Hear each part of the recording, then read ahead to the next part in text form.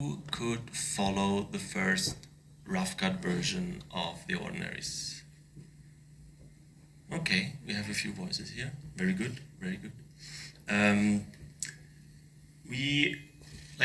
When you start editing a film, of course the first version is always according to script. This one is also pretty much according to script, the rough cut. But what we found out during test screenings is that it's just too overloaded. There's so many elements there that you cannot place. If I ask you, the ones who just raised their hands, if I ask you about the pills, probably you wouldn't be able to answer me what the pills are for. Is the main character sick? Why is it there? The same would be true, like, yes, you somehow can place the riot, but somehow it's more like this outside riot with this person like in black and white attacking. But also like you lack a lot of context to really place it. What is going on? Why is that there? So, but let's go through it. The rough cut introduces, next slide please, introduces in total 4 characters. We have our main character, great, I can reach that. We have the main character, we have her mother, we have the teacher, and we have her best friend.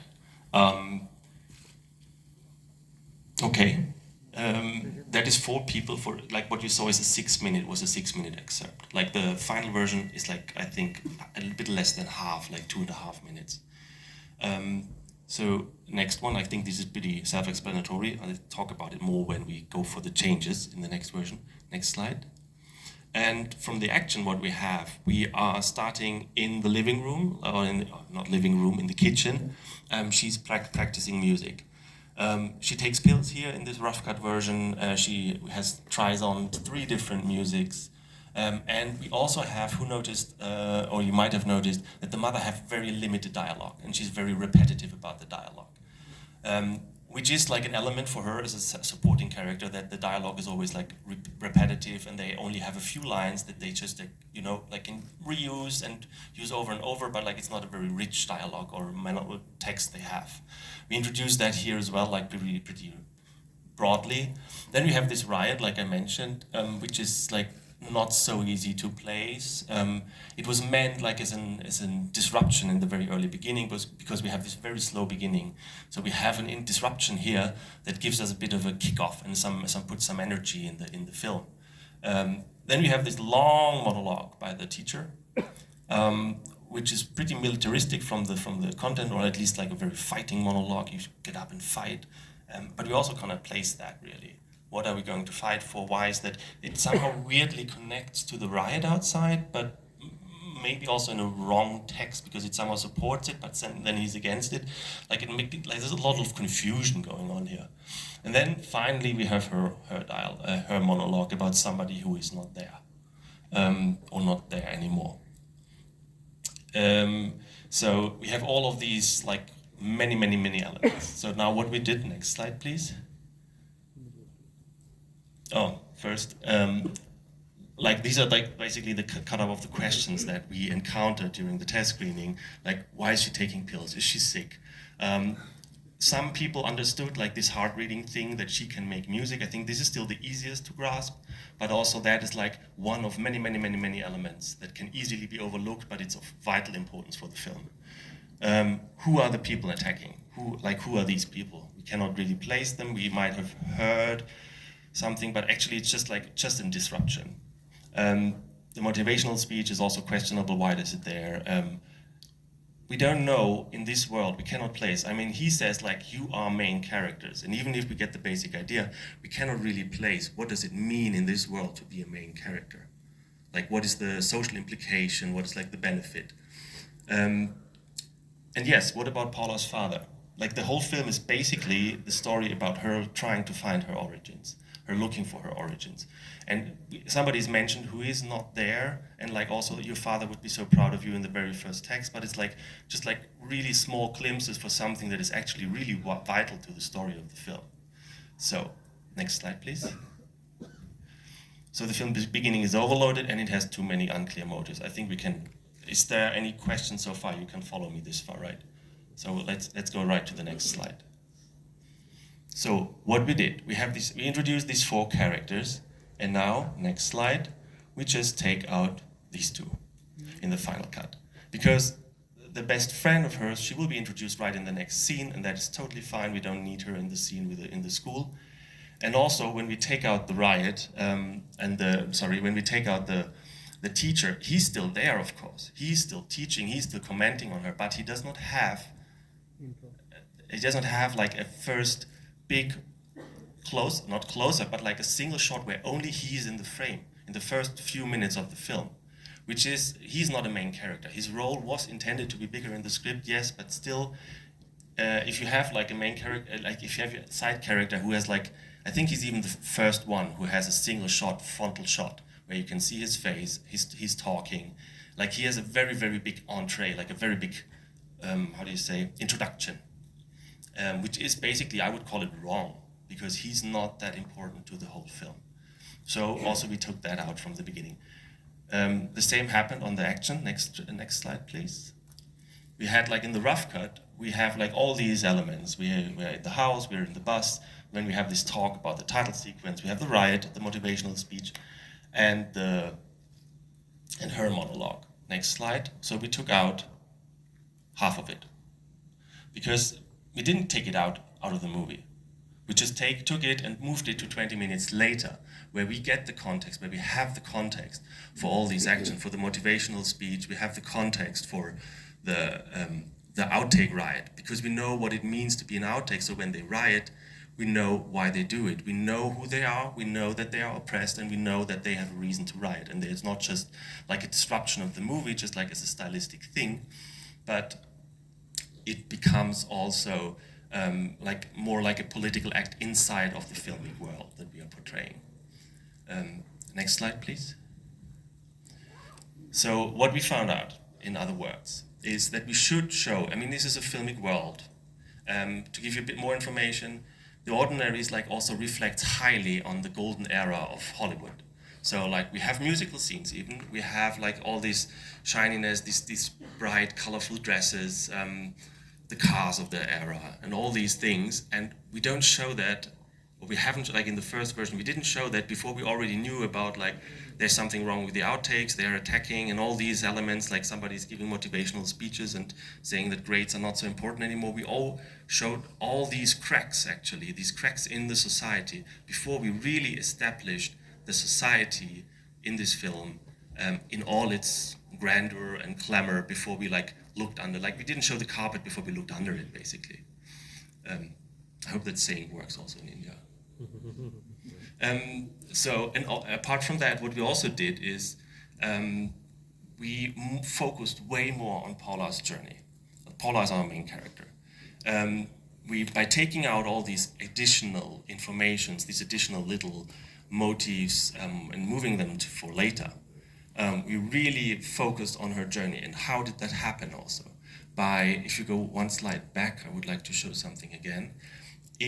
Since we took out all these three elements where she's just part of it, and we moved directly from the bus onto the stage, so we don't have her arriving at school, we don't have the teacher giving a lesson and then it's her turn, but we directly jump into her action. We create an ellipsis, we cut out a lot of action. We create an elliptic narrative. You know what the elliptic is? Yeah, okay. And what that happens, I was talking about observation and narration a bit in the introduction when I talked about viewing instructions.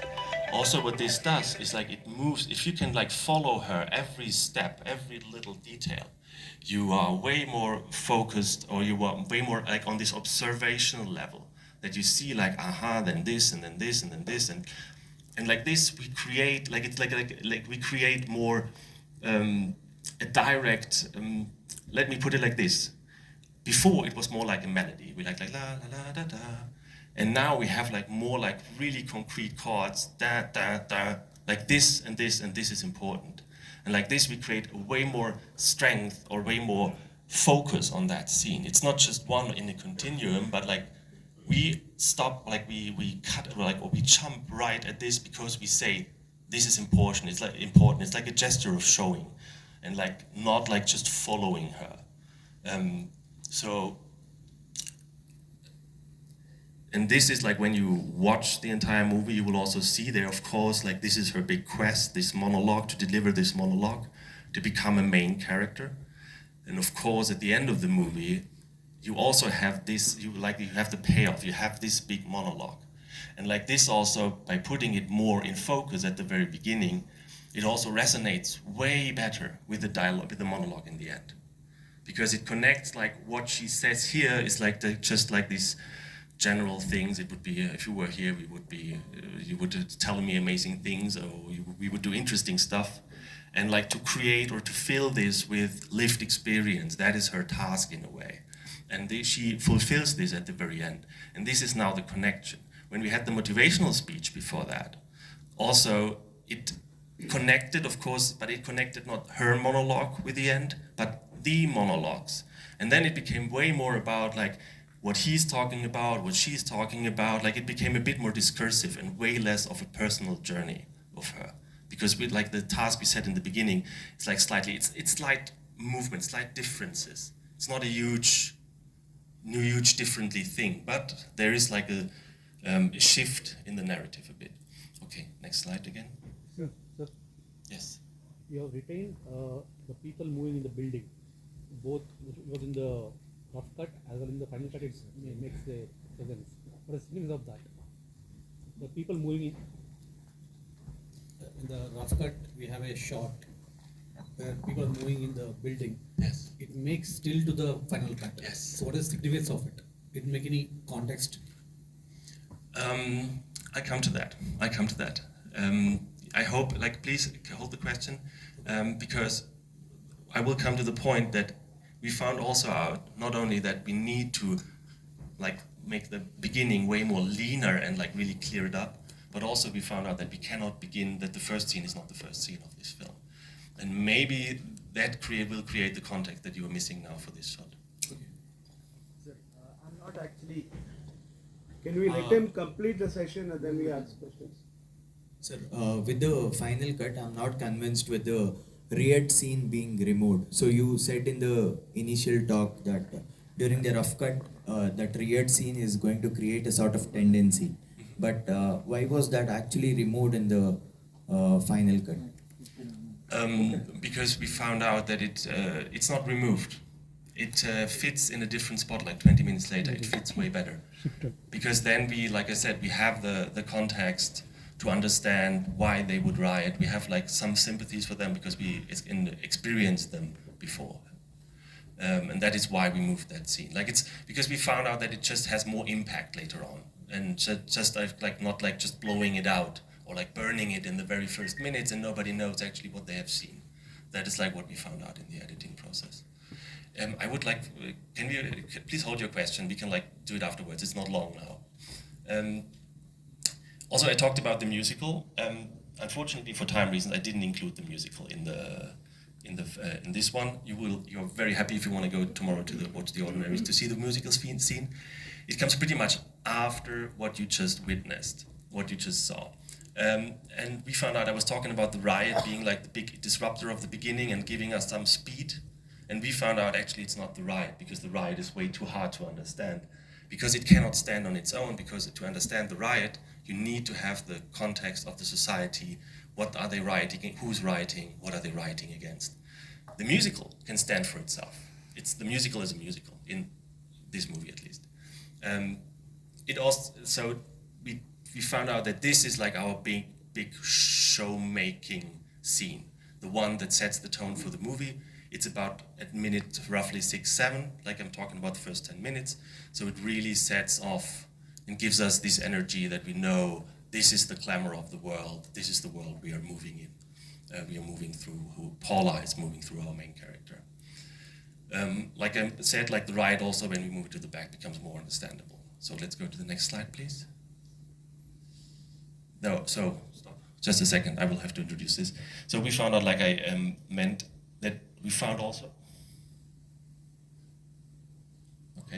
that we also found out in this whole process that still, even though the beginning now is way leaner, working better, more to the point, still it lacked one thing. We did not know anything about the world. It still doesn't, even the shorter version does not really, it gives us clues, it gives us small details, but it's not enough to really understand what is happening. So here, like this happened really after the editing was almost finished. We decided to do this at the very beginning of the film.